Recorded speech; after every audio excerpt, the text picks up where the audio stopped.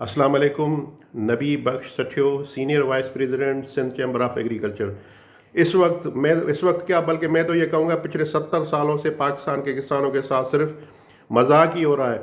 हर हुकूमत वक्त बोलती है कि मईशत ज़राअत जो है पाकिस्तान की मईशत की रीढ़ की हड्डी है, लेकिन वो सिर्फ ज़बानी जमा खर्च होता है। अमली तौर पे हर हुकूमत का, हर हुक्मरान का, वो चाहे सूबे का हो चाहे वफा का हो, उसका झुकाव सनतकारों की तरफ होता है, एक्सपोर्टर्स की तरफ होता है, बिजनेस कम्युनिटी की तरफ होता है। पाकिस्तान का किसान और उसके साथ जो जुड़ा हुआ हारी मजदूर है, वो आपको गंदम देता है, आपको चावल देता है, आपको काटन देता है। उसकी तरफ जो जितनी बातें ज़बानी करते हैं उसके 20% भी तवज्जो नहीं देते। अगर उसकी 50% भी अगर तवज्जो दे तो मैं समझता हूँ पाकिस्तान का किसान न सिर्फ अपने मुल्क के आबादी की ज़रूरियात की हर चीज़ यहाँ प्रोड्यूस करेगा, बल्कि जितनी अपनी कंजम्पशन होगी मुल्क की उससे भी दुगनी आपको पैदा करके देगा, ताकि आप कम से कम 20-25 बिलियन डॉलर खाली ज़रूरी अजनास एक्सपोर्ट करके कमा सकते हैं। लेकिन क्योंकि अमली तौर पे मैं यहाँ पे खालिद खोखर भाई और मैं अक्सर जो है फेडरल गवर्नमेंट की मिनिस्ट्री ऑफ इंडस्ट्रीज़ और मिनिस्ट्री ऑफ फूड सिक्योरिटी की मीटिंगों में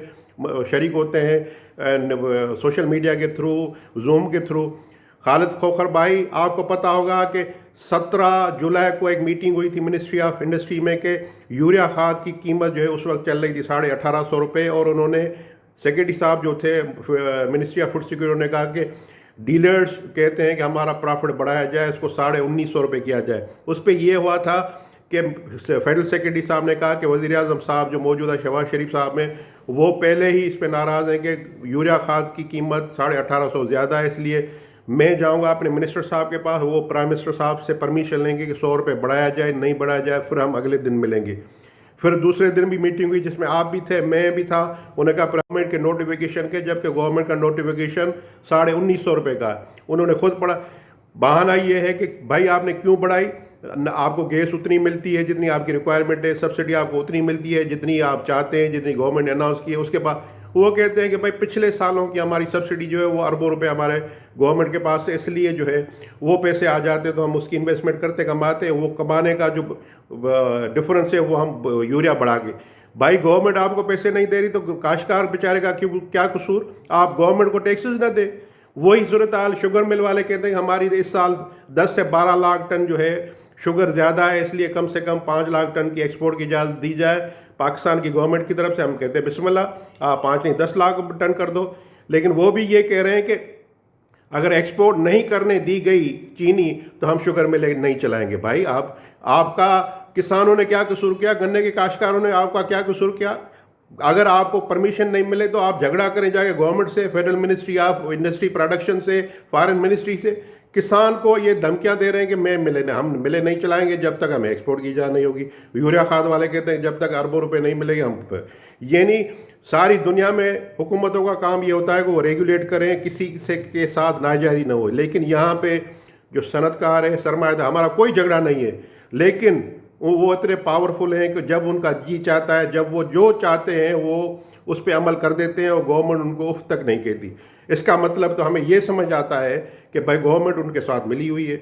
मैं आपको छोटा मिसाल दूं दोस्तों, किसान भाइयों, कि पाकिस्तान के अंदर 6 मिलियन टन यूरिया खाद होती है और 6 मिलियन टन ही हमारी कंजम्पशन है। 6 मिलियन टन यानी 60 लाख टन, और 60 लाख टन की जो है बोरियां बनती हैं 12 करोड़, और 12 करोड़ बोरियों पे इन्होंने 500 रुपये मैन्युफैक्चरर्स ने, यूरिया बनाने वालों ने बढ़ा दिए हैं। उस हिसाब से ये 12 करोड़ बोरियों पे किसानों की जेब से 500 रुपये ज़्यादा ले रहे हैं गवर्नमेंट के नोटिफिकेशन के अगेंस्ट, जो बनते हैं 60 अरब रुपए।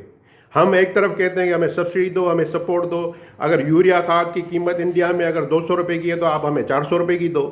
लेकिन कहा जाता है कि इंडिया से कम्पीट करो प्रोडक्शन में, और फैसिलिटियाँ जो मिलती हैं वो इथोपिया के किसी गरीब तरीन मुल्क से भी कम मिलती हैं, बल्कि पत्थर के दौर की मिलती है, बल्कि मिलती नहीं है। इसलिए ये मुनाफकत, ये दोगलापन, ये 2 नंबरी के पाकिस्तान के किसानों के साथ नहीं होनी चाहिए। इस वक्त जो सैलाब की सूरत हाल है, पूरे पाकिस्तान के किसान मुतासर हुए, वो चाहे KP हो, चाहे बलूचिस्तान हो, चाहे हमारा पंजाब हो, सिंध हो, चारों सूबों में हर जगह पे कहीं पे 25%, कहीं पे 50%, कहीं पे 75%, कहीं पे 100% फसलें डूब वक्त से। आपकी तवज्जो से अगर आप मुनासिब समझें तो इसको ये चार्टर में डालें कि भाई क्योंकि गंदम की सोइंग शुरू होने वाली है अगले महीने अक्टूबर से, और फास्फोरस जो है डीएपी खाद है वो उसकी बोरी 14,000 रुपये की हो गई है।